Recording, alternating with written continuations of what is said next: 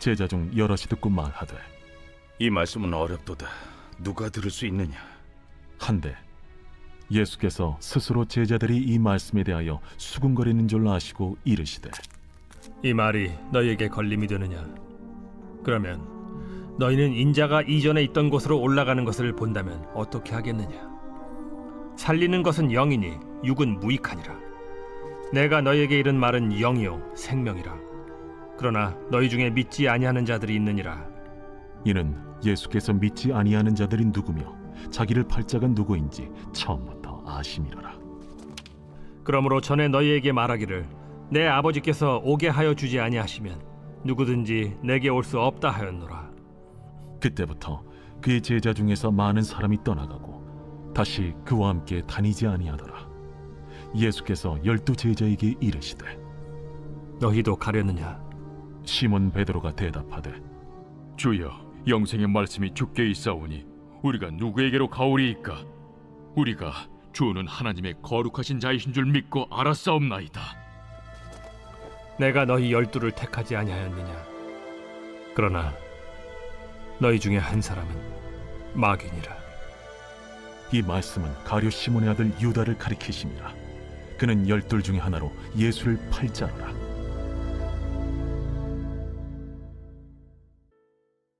(1월 22일) 토요일입니다. 가버나움 회당에서 유대인들과 이야기하던 예수님은 제자들과 이야기를 이어가십니다. 예수님을 따르던 제자들은 다양하게 나뉩니다. 어떤 제자들은 예수님 말씀을 받아들이지 못해서 떠납니다. 12 제자는 예수님 말씀을 순종하겠다고 따릅니다. 한편 안타깝게도 예수님을 배신할 제자도 있습니다. 가버나움 회당에서 만난 유대인들처럼 제자들도 예수님 말씀이 이해하기 어렵다며 당황해야 합니다. 이 말씀은 어렵도다. 누가 들을 수 있느냐? 예수님은 내 살이 참된 양식이고 내 피가 참된 음료라고 강조하셨습니다. 예수님의 살을 먹고 예수님의 피를 마시면 영원히 산다고 말씀하셨습니다.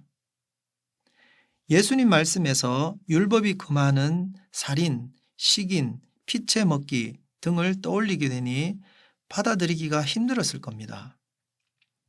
유대인이라면 누구나 율법을 지켜야 한다는 생각이 있는데 예수님 말씀은 율법의 금기를 깨뜨리라는 요구처럼 들렸을 것입니다. 예수님은 앞에서 하셨던 말씀이 이해하기 어려운 줄 아시면서도 제자들에게 묻습니다. 이 말씀이 너희에게 걸림이 되느냐? 그리고는 오히려 더 어려운 말씀을 던지십니다. 26절입니다. 인자가 이전에 있던 곳으로 올라가는 것을 본다면 어떻게 하겠느냐? 묻습니다. 예수님은 하나님의 구원 계획을 이루시기 위해서 십자가에서 대속제물로 죽으시고 부활하시고 승천하실 것입니다. 이러한 과정을 보면 사람들은 예수님이 하나님으로부터 보냄을 받아 하늘에서 이 땅으로 오셨다는 사실을 알게 될 것입니다. 다니엘서 7장 13절에서 14절에 등장하는 인자 같은 이가 바로 예수님이라는 사실을 알게 될 거라는 뜻입니다.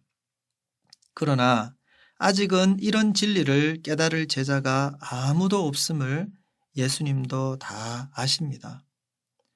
말씀도 제대로 깨닫지 못하는데 십자가에 달리고 죽으시는 예수님을 보고서 믿음을 버리지 않기가 힘들 것입니다. 그런데도 예수님은 더 어려운 말씀을 하셨던 겁니다. 예수님의 말씀이 이어집니다. 그러나 너희 중에 믿지 아니하는 자들이 있느니라. 예수님을 따르는 사람들이 많았지만 그들 중에는 예수님을 믿지 않는 이들이 있습니다. 내 아버지께서 오게 하여 주시지 아니하시면 누구든지 내게 올 수 없다고 예수님이 분명하게 말씀하셨습니다. 그때부터 많은 사람들이 예수님을 떠났습니다. 이후로는 예수님과 함께 다니지도 따르지도 않았습니다.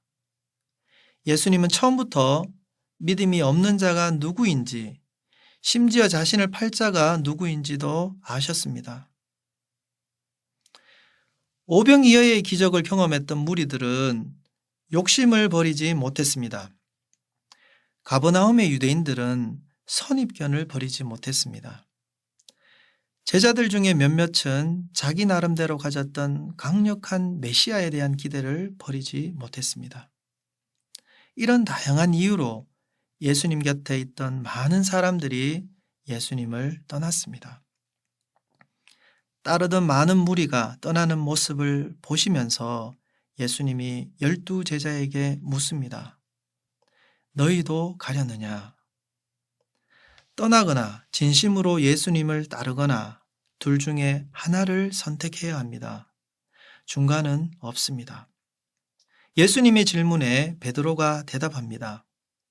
영생의 말씀이 주께 있사오니 우리가 누구에게로 가오리이까? 우리가 주는 하나님의 거룩하신 자이신 줄 믿고 알았사옵나이다. 베드로는 예수님이 영생을 주시는 말씀이라고 고백합니다. 예수님은 하나님이 보내신 분이라고 깨닫고 믿습니다. 하나님이 예수님에게 오도록 이끄셨기에 얻은 깨달음입니다. 12 제자를 대표해서 베드로는 훌륭한 고백을 했지만 가롯 유다는 아니었습니다. 몸은 떠나지 않았지만 마음은 이미 떠나고 있습니다. 예수님이 이미 아셨던 것처럼 그의 마음 속에는 예수님을 배신할 씨앗이 자라고 있었습니다. 예수님이 지금 우리에게도 너희도 가려느냐 물으십니다. 무슨 대답을 하시렵니까? 실망한 많은 무리처럼 떠나시겠습니까? 가룟 유다처럼 몸은 떠나지 않았지만 마음은 흔들리고 있지는 않습니까? 아니면 베드로처럼 용감하게 믿음을 고백하며 따르겠습니까? 기도하겠습니다. 너희도 가려느냐 질문 앞에 세워주셔서 감사합니다. 영생의 말씀이 주께 있사오니 우리가 누구에게로 가오리이까?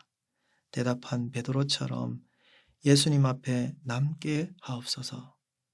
믿음이 부족하고 연약하지만 말씀을 끝까지 따를 수 있도록 붙잡아 주옵소서. 예수 그리스도 이름으로 기도합니다. 아멘. 1. 오심 기도. 하루 5번 마음을 다해 드리는 기도. 나는 죽었습니다. 제가 주인이 아니고 예수님이 저의 주인이십니다. 예수님은 십자가에서 죽으시고 부활하셨습니다. 부활하신 예수님을 가슴으로 만나서 따라가며 간증합니다. 사랑하는 가족과 함께 영광스러운 승리를 노래합니다.